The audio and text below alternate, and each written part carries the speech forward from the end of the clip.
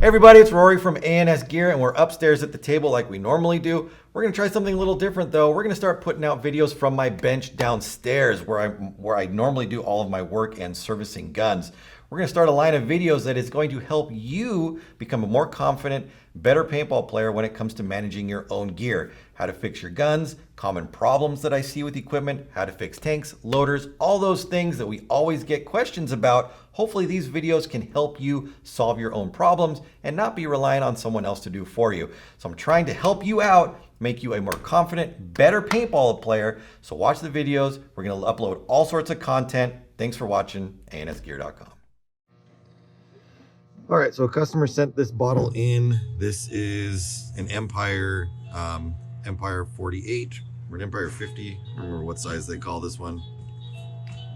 I'm gonna go with the 50 probably. Whatever, 48 or 50. This weird little ball size here. They sent it in because they're 1.8 burst disc blue. Now we're working with a high pressure air bottle, obviously, so you want to make sure that your tank is empty, that it is depleted of air before you do any work to it. So make sure you bleed it out and confirm that there is no air in the system before you try to do any work on a tank like this. When it comes to the 1.8 burst disc, there is a reason that these go bad. They don't just fail. It's very rare that one of these actually just fails and stops working. It's either the regulator has overpressurized, causing this to burst, or something inside. Not the same thing as failing. It fails because it goes bad. It's very rare that this just has a problem and goes bad. Has happened, but very rare. It's either an O-ring's bad, piston rig seat has gone bad. It causes that to fail, which is what it's supposed to do. So we're gonna open this up. A couple things that I see with these regulators, which comes on a ton of different bottles. It's a very generic standard regulator, is the two set screws are loose from the factory, and when the player is out playing, they just don't realize it, and they're able to unscrew the base of the regulator, the distribution body, from the bonnet. And when that happens, it allows the piston to move further than it should, and the O-ring on the piston, which is this top one, clips inside and breaks, and then overpressurizes and goes bad. Secondly, what we see happen is we see dirt or debris get onto the piston reg seat down here, causes a deformity or a mark in the seat itself, causes the regulator not to be able to regulate. It overpressurizes and blows out the 1.8 disc.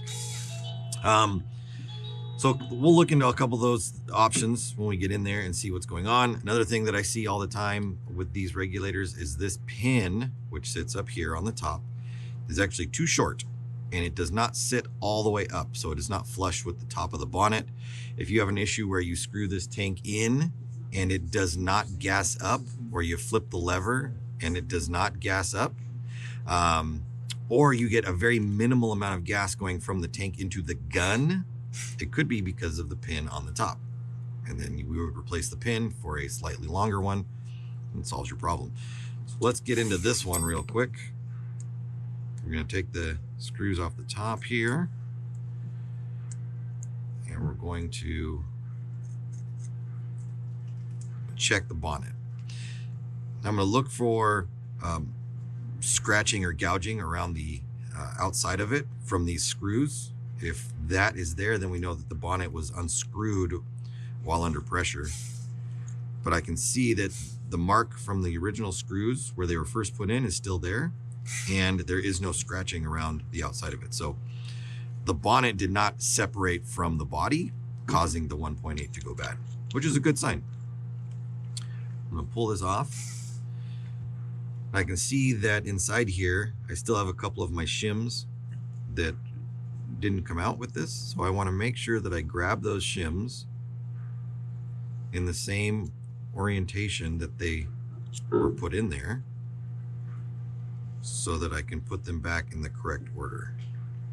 If you change the order of your shim stack, you potentially will change the output pressure of your bottle, which could be a bad thing. So from here, I've got all my shims out. I'm going to move away from this for a second and really just focus on this part. So I'm going to grab the end of my piston, I'm kind of going to wiggle it and pull it out. Inside there is my pin and my spring, and then my piston itself. So looking around the piston, I can see that this O-ring at the top looks fine. So I know the piston didn't move further than it should have and break this O-ring at the top. This O-ring, the second one down, the small one right here, looking around it, looks fine as well.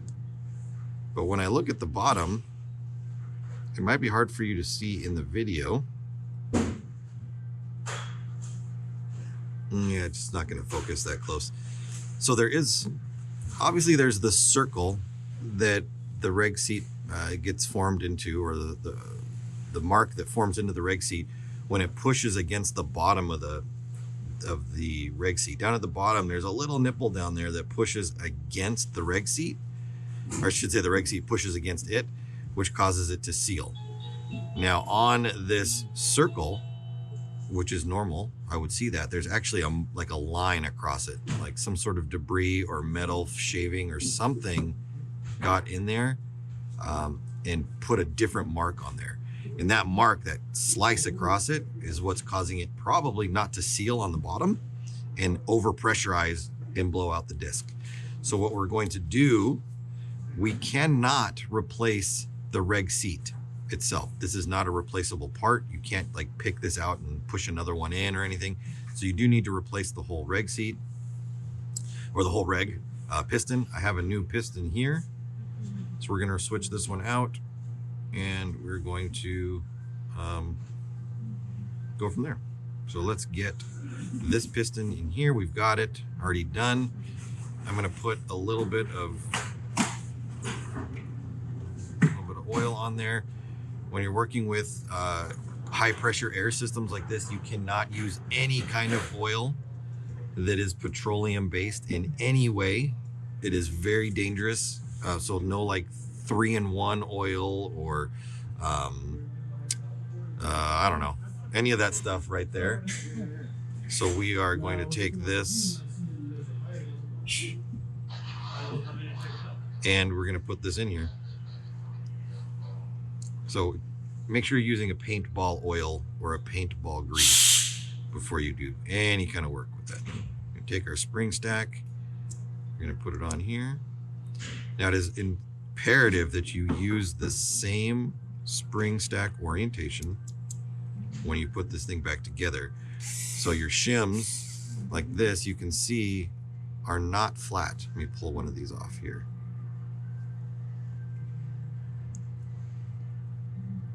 So you can see that this shim is not flat. It is domed shaped, so it's curved. And when you stack them together, opposite of each other, it creates a spring. All right, you can see that these are all stacked opposite of each other all the way up, which creates a spring. So when the air hits it, it can flex and compress up and down. Belleville washer is what this is called right here. So that creates your spring. And if you lengthen the spring or shorten the spring, it'll change the output pressure of the tank. That's not recommended. I wouldn't do that with this particular setup, but certain regulators are designed to have that changed around. You can also, in certain regulators, you can add shims to the floor down there, and that will change the overall size of the stack and will change output pressures. But we're just dealing with this tree. This is not one of those regulators that we're dealing with right now. So let's just put this back together. I have a nice fresh face on this piston reg seat right here. I'm going to put a little bit of grease on this. Again, paintball grease only, nothing else. No, like I said, nothing petroleum, no 3-in-1, no Vaseline, no WD-40 or anything weird like that. Paintball oils and greases only. The second thing I want to do is clean out this bottom section right here. I want to make sure that there's no debris in here that will cause the seat on that piston to go bad again. So I'm just going to swab out the bottom, You can see that just from swabbing it, this has got gray dirt and goo on it. Clean that up. Then I'm going to put a little bit of grease in here.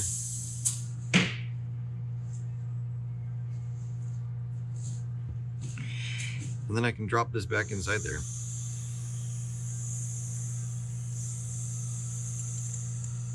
Just like that. Now that's all back together. We're good to go. Our bonnet, we're going to do the same thing too. We're going to clean out the bonnet. This gets a lot of debris inside of it. Clean that out, just because, you know, stuff's trying to come in from this side. Don't want any of this stuff to get into the assembly. All right, so that takes care of that. Let's put a little bit of grease down there. Now we talked about the pin earlier being too short, so we're going to switch this pin out. I'd have another pin right here, and this pin length is just a hair longer, which is good. That's what we want. I'll just show this to you. I don't know if I'll be able to do that. But a little bit, this little bit makes a tremendous difference.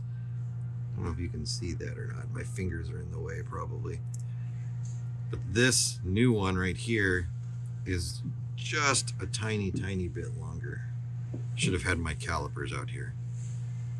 And you'd be able to, we'd mic it up and be able to tell you. But that'll make a big difference when we go to put it back in there. Actually, we're going to do it this way. We'll show you this way. So the spring is going to go inside here. New pin. It's going to sit right up on top like that. Then we're going to drop this in there, making sure that that pin goes through the top,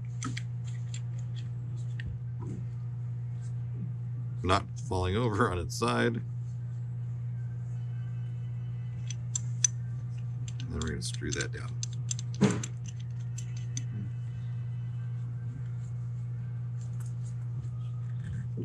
All right, now we look at the side. That pin is just about flush with the top right there. That's so much better than the way it was set up to begin with. All right, now we're going to put our screws back in, tighten those down. We'll put them both in, and then I'll go over and tighten it. It is very important that these stay tight so that your bottle can't come apart and then fail. And with these generic regulator tops, they are a metric screw head. So this is a I think this is a 2.5 millimeter Allen. If you're using a standard Allen key set with these, you're going to strip these out and you're going to have a problem. All right, so now let's remove not that I won't call this the problem, but what was telling us that we were having a problem. By blowing into it, it's just blowing right through. So yeah, this burst disc is bad. I'm going to replace that with a brand new one.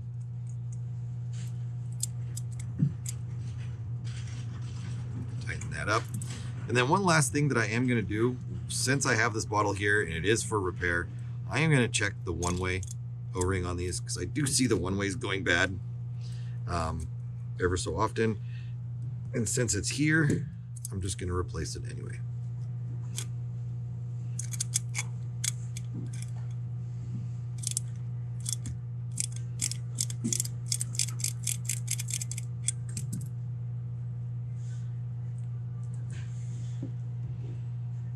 This one-way looks fine.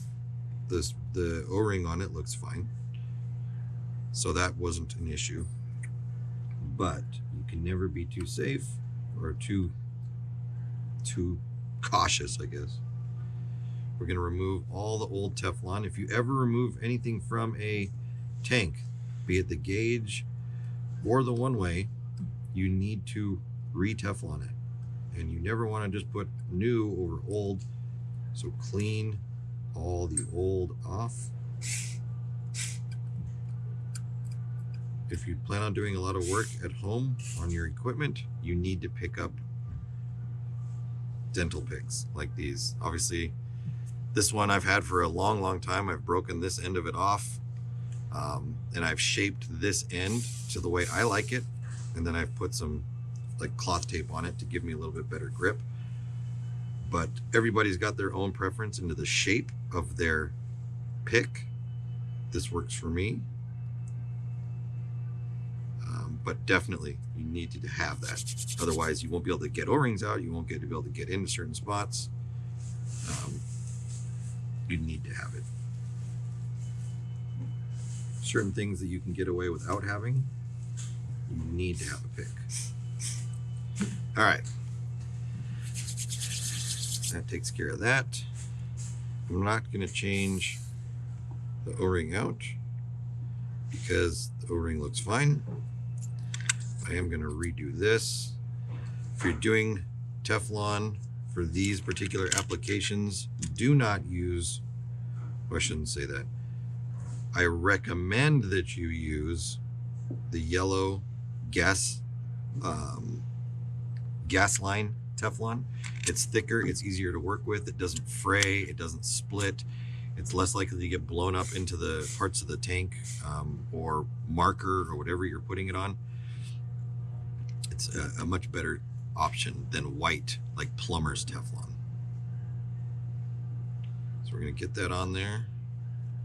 We're going to stretch. As we rotate this around, I'm stretching it so that it goes into the grooves.